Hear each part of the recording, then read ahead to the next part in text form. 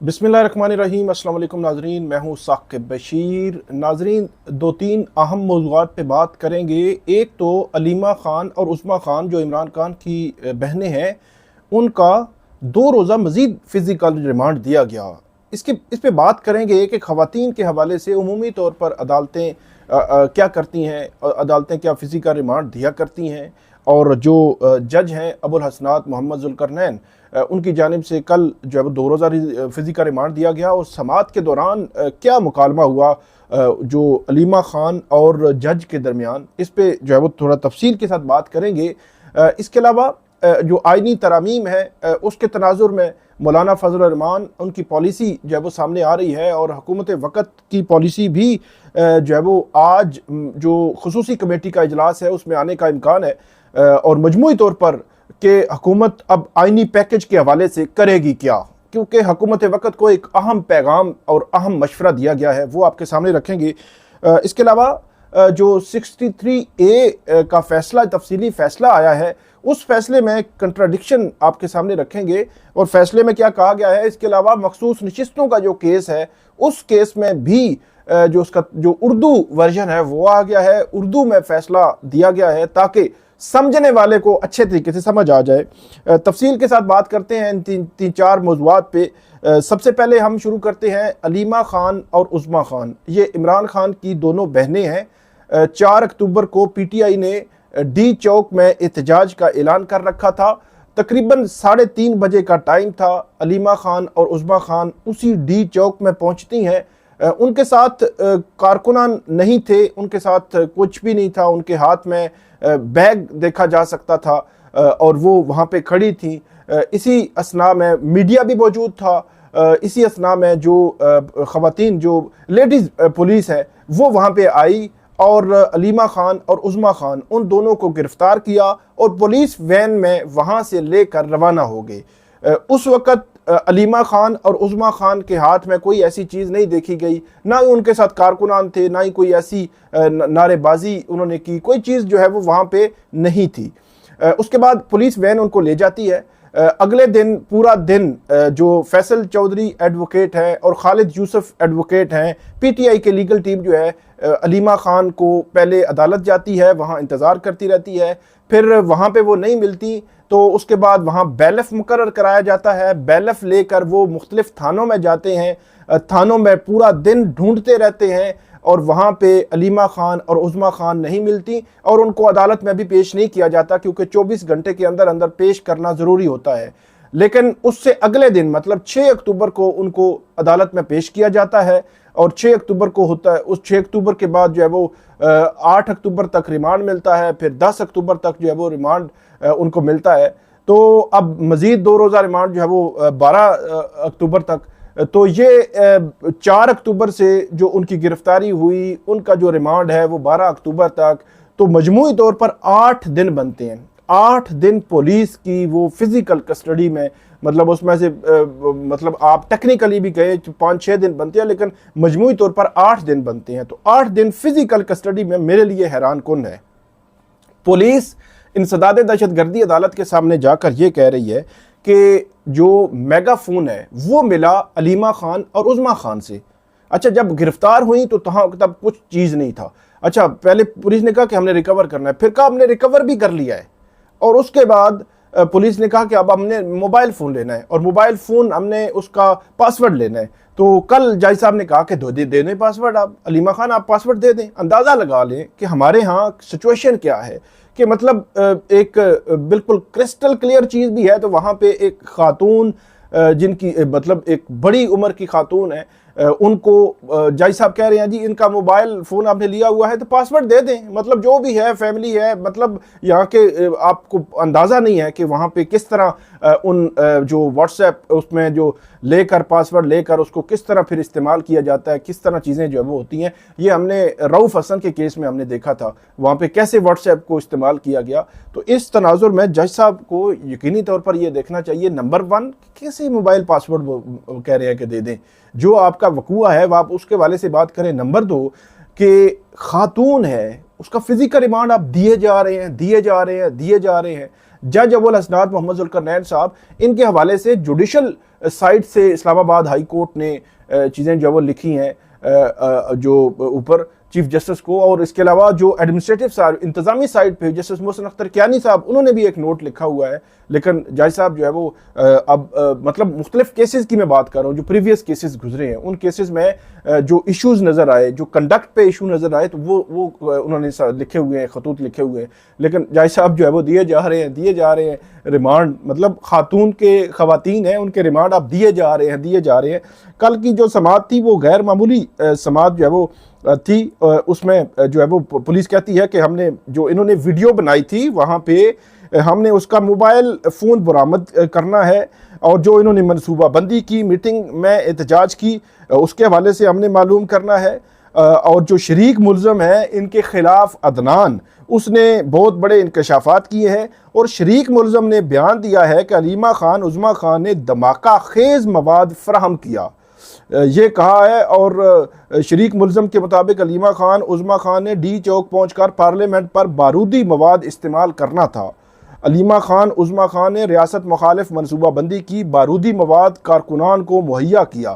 یہ اندازہ لگا لیں مطلب کیسے کیسے کیس، کیسی کیسی کہانیاں، کیسی کیسی چیزیں مطلب ایٹریبیوٹ کی جاتی ہیں کہ مطلب ایک اچھے بھلے پرامن لوگوں کو بھی آپ دہشت گرد کے طور پر جو ہے وہ پیش کرتے ہیں. مطلب کہ اور پھر وہ بھی خواتین ہیں، اور وہ پورے میڈیا نے دیکھا ہے کہ وہ کیسے آئیں، اور وہاں پہ وہ کھڑی تھیں، ان کے ہاتھ میں کچھ نہیں تھا، اور اس کے بعد گرفتاری ہو گئی. اور اب جو ہے وہ لگتا ہے کہ وہی بارڈر پہ کوئی جنگ لگی ہوئی ہے، اس جنگ میں بھی شامل کچھ چیزیں ان پہ ڈال دیں. تو یہ ایک جو مائنڈ سیٹ ہے، اس مائنڈ سیٹ کو چینج کرنے کی ضرورت ہے. اینٹی ٹیررزم کورٹس، انسداد دہشت گردی کی جو عدالتیں ہیں، یہ دہشت گردی کے ختم کرنے کے لیے اسپیشل کورٹس بنائی گئی تھیں. پچھلے 2 سال کا میں آپ کو ڈیٹا نکال کے دیتا ہوں. میں یہ کہتا ہوں کہ 2 سے 3% سے زیادہ جو ہے وہ دہشت گردی کے مقدمات یہ بناتے ہیں. ان میں مطلب زیادہ سے زیادہ 2، 3 یا 4% جو ہے وہ جینون ہوتے ہیں، یا 5% آپ کر لیں.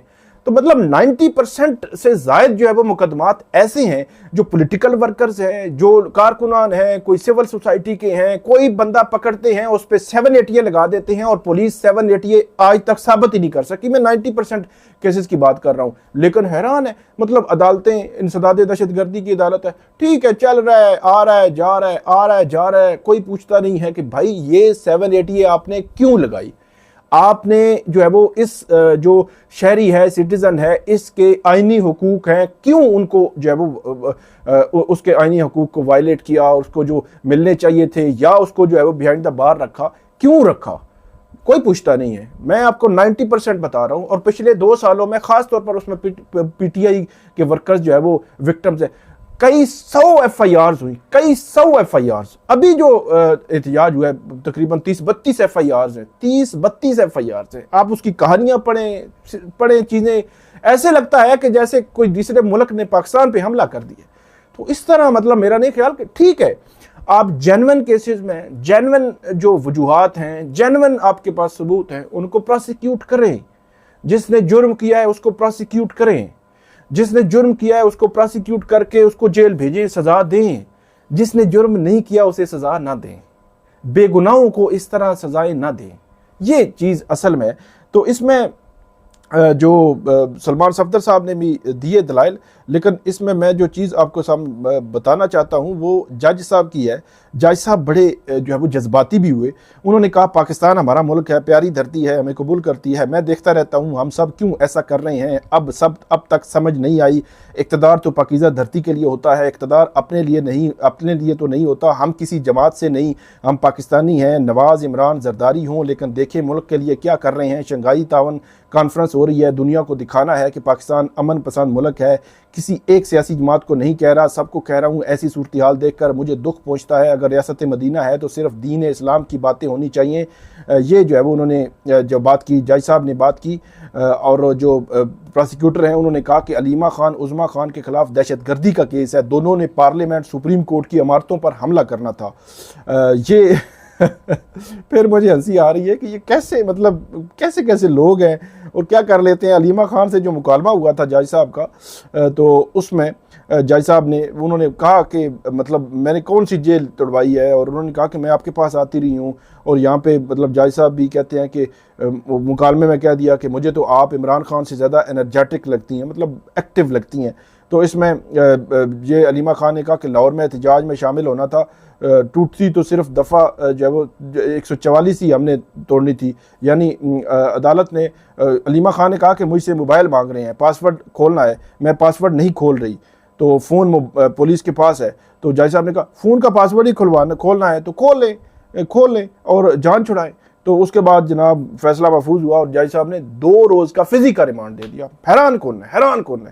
تو مطلب یہ صورتحال ہے، مطلب پارلیمنٹ پر بھی، سپریم کورٹ پر بھی حملہ کرنا ہے، بارودی مواد بھی ہے، مطلب دہشت گردی کی ایک اعلیٰ پیمانے پر جو ہے وہ علیمہ خان اور عظمیٰ خان کو جو ہے پہنچا دیا گیا ہے۔ بہرحال یہ کیس ہے، اس کے حوالے سے مزید بھی آپ کو اپڈیٹ کرتے رہیں گے۔ آگے بڑھتے ہیں، جو آئینی ترامیم کے حوالے سے میں نے خبر جو آپ کو دینی ہے وہ یہ ہے کہ حکومت وقت کو یہ ایک مشورہ دیا گیا ہے اعلیٰ حکومتی سائڈ کے ایک شخصیت نے کہ حکومت جو جسٹس منصور علی شاہ ہیں ان کا نوٹیفیکیشن جو ہے وہ جاری کر دیں، اور جو آئینی ترامیم والا معاملہ ہے اس سے پیچھے ہٹ جائیں۔ اس کی وجہ یہ ہے کہ اگر آپ آئینی عدالت بنا بھی لیں تو اس کو چلانے کے لیے بھی معاملات ہوں گے، تو ایک سچویشن ٹینس جو ہے وہ بنے گی۔ اس کی وجہ کیونکہ مولانا فضل الرحمان بھی آئینی عدالت پہ نہیں آ رہے بلکہ وہ کانسٹیٹیوشنل بینچ کی بات کر رہے ہیں۔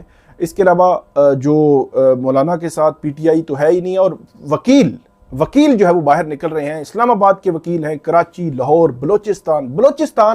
بلوچستان کے وکیل لیڈ کر رہے ہیں۔ بلوچستان کے وکیل چیف جسٹس قاضی فائز عیسیٰ کے 63A فیصلے کو رد کر رہے ہیں، وہ جوڈیشل پیکج کو رد کر رہے ہیں، وہ چیف جسٹس قاضی فائز عیسیٰ کے خلاف جو ہے وہ بات کر رہے ہیں۔ بلوچستان کے وکیل، بلوچستان بار کونسل نے ریجیکٹ کیا ہے یہ سارا جو ہے وہ سینیریو۔ کراچی بار ایسوسی ایشن نے جو ہے وہ ایک وکلا کنونشن بلایا ہے، اسلام آباد میں وکلا ہو چکا ہے وکلا کنونشن، پشاور میں ہو چکا ہے بڑا سٹرونگ میسج، اسی طرح لاہور میں جو ہے وکلا کنونشن جو ہے وہ ہو چکا ہے۔ تو ایک سٹرونگ قسم کی وکلا کا ایک پریشر بھی موجود ہے حکومت وقت پر، وہ بھی ان کو بتایا گیا ہے۔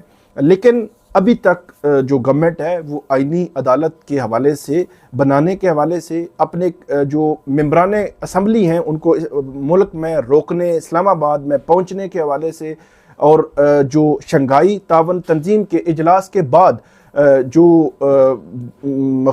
قومی اسمبلی اور سینٹ کے اجلاس بلانے کے حوالے سے ابھی تک تیار ہے۔ ان کو مشورہ تو دیا گیا ہے لیکن تیار ہیں۔ اب دیکھنا یہ ہے کہ اس سارے سینیریو میں کیا حکومت جسٹس منصور علی شاہ ان کا نوٹیفیکیشن جاری کر دے گی، کیونکہ آج کی اگر میں بات کروں تو آج ہے 11 اکتوبر۔ 11 اکتوبر آخری ورکنگ ڈے ہے، اور اس کے بعد 6 دن کے بعد جو ہے وہ ورکنگ ڈیز ہوں گے، 5 دن کے بعد چھٹا دن مطلب تھرسڈے کو، آج فرائیڈے ہے، تھرسڈے کو، تو وہ آپ اندازہ لگا لیتے کہ مطلب 18 اکتوبر سے آنورڈ اب چلیں گے، تو 18 اکتوبر سے 25 اکتوبر تک 5 یا 6 دن ورکنگ ڈیز رہ جائیں گے جسٹس قاضی فائز عیسیٰ کے لیے۔ اور اس دوران دیکھنا یہ ہے کہ کیا جسٹس منصور علی شاہ ان کا نوٹیفیکیشن جو ہے وہ کرتی ہے جو حکومت وقت یا نہیں کرتی، اور ان کو جو مشورہ دیا گیا ہے کیا اس مشورے پر بھی عمل کرتے ہیں یا نہیں کرتے۔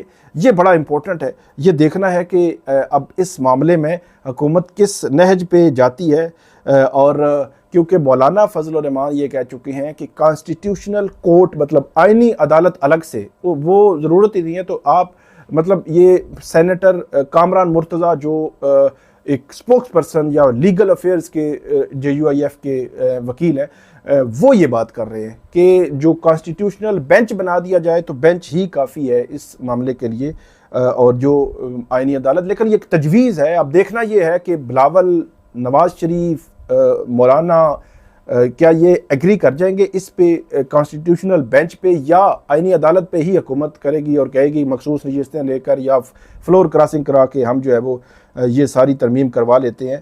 یہ اب امپورٹنٹ ہے اس میں دیکھنے والا۔ آئندہ جو ہونا ہے شنگھائی تعاون تنظیم کا جو اجلاس ہونا ہے، اس اجلاس کے تناظر میں بہت اہمیت اس کی اس لیے ہے کہ اس اجلاس کے فوراً بعد حکومت کی جانب سے یہ اقدام اٹھائے جانے کا امکان ہے۔ کہ وہ قومی اسمبلی اور سینٹ کے اجلاس بلائے گئے اور ان دونوں اجلاسوں میں یہ اٹیمپٹ لی جائے گی کہ کوشش کی جائے گی کہ وہاں پہ جو ترامیم ہے وہ پیش کی جائیں۔ آگے بڑھتے ہیں۔ کل مخصوص نشستوں کے کیس جو ہے اس کا ایک تفصیلی جو اردو میں فیصلہ جاری کر دیا گیا کہ جن کو سمجھ نہیں آ رہی وہ اردو میں پڑھ لیں، مطلب اس میں کافی کچھ ہے کہنے کو۔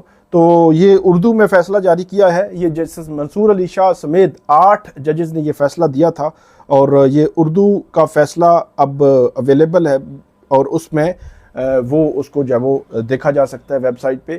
اردو میں مطلب انگریزی میں جو آپ کو ہم بتا چکے ہیں تفصیلات، وہی اب اردو میں دی گئی ہیں کہ لوگ آسانی سے اس کو پڑھ سکیں۔ 63A نظر ثانی کیس کا فیصلہ بھی جاری کر دیا گیا ہے، اور نظر ثانی منظور کی گئی ہے، اور جو 63A کا اقلیتی فیصلہ تھا اس کو کالعدم قرار دیا گیا ہے۔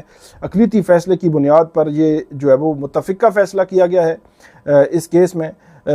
اس میں ایک چیز بڑی اہم ہے، وہ یہ ہے کہ چیف جسٹس قاضی فائز عیسیٰ، آخری بات میں کروں گا 63A میں، انہوں نے کہا کہ جب صدر علوی تھے تو 21 مارچ کو انہوں نے جو پریزیڈنشل ریفرنس بھیجا سپریم کورٹ آف پاکستان میں، اس میں انہوں نے کہا کہ 63A کی آپ تشریح کر دیں۔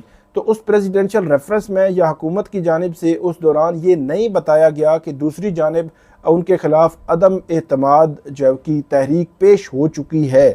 تو عدم اعتماد کی تحریک پیش ہونے کا ذکر انہوں نے نہیں کیا تھا، اور مخصوص سیاسی حالات میں وہ پریزیڈنشل ریفرنس بھیجا گیا تھا، اور اس میں مخصوص سیاسی مقاصد حاصل کرنا مقصود تھا۔ یہ چیف جسٹس قاضی فائز عیسیٰ ان کی جانب سے ایک وجہ دی گئی، اور ہم بھی یہی کہتے تھے چیف صاحب، ہم بھی یہی کہہ رہے تھے کہ مخصوص سیاسی حالات میں 63A کی نظر ثانی آپ کو نہیں سننی چاہیے تھی۔ اس کو یا تو پہلے کر چکے ہوتے، مطلب ایسا نہیں ہے کہ اس کو ڈیلے کرنا ہے، آپ اپریل میں اس کا فیصلہ کر چکے ہوتے، یا پھر اکتوبر 25 کے بعد اس کو رکھ لیتے، آپ چلے جاتے۔ تو مخصوص سیاسی حالات، تب آپ کہہ رہے ہیں کہ تب مخصوص سیاسی حالات تھے اور اس میں یہ تشریح مانگی گئی، اور اب بھی مخصوص سیاسی حالات ہیں جب آپ نے نظر ثانی کا فیصلہ دیا۔ تو اس لیے اگر آپ کی جو دلیل ہے، جو بینچ ہے سپریم کورٹ کا، اس کی وہ دلیل مان لی جائے تو پھر یہ دلیل بھی آپ کو ماننی چاہیے نا۔ مخصوص سیاسی حالات تب بھی تھے، اب بھی تھے، تب بھی غلط تھا، اب بھی غلط تھا، غلط ہے، تو دونوں صورتوں میں غلط ہونا چاہیے۔ ایسا نہیں ہو سکتا کہ آپ کہیں کہ تب غلط تھا، نہیں آج جو ہے وہ نہیں، مخصوص سیاسی حالات نہیں، آج ٹائمنگ کی بات نہ کریں بالکل بھی۔ تو یہ بہرحال ناظرین آج کا ہمارا ویڈیو، امید ہے آپ کو پسند آئے گی۔ اس پہ ہمیں آپ نے فیڈ بیک دینا ہے، کامنٹ کرنا ہے، ہمارا یوٹیوب چینل سبسکرائب کر لیں، بیل آئیکن کا بٹن ضرور پریس کر لیں، تاکہ جب بھی ہم کو ویڈیو اپلوڈ کریں تو فوراً اس کا لنک آپ کو مل جایا کرے۔ بہت شکریہ۔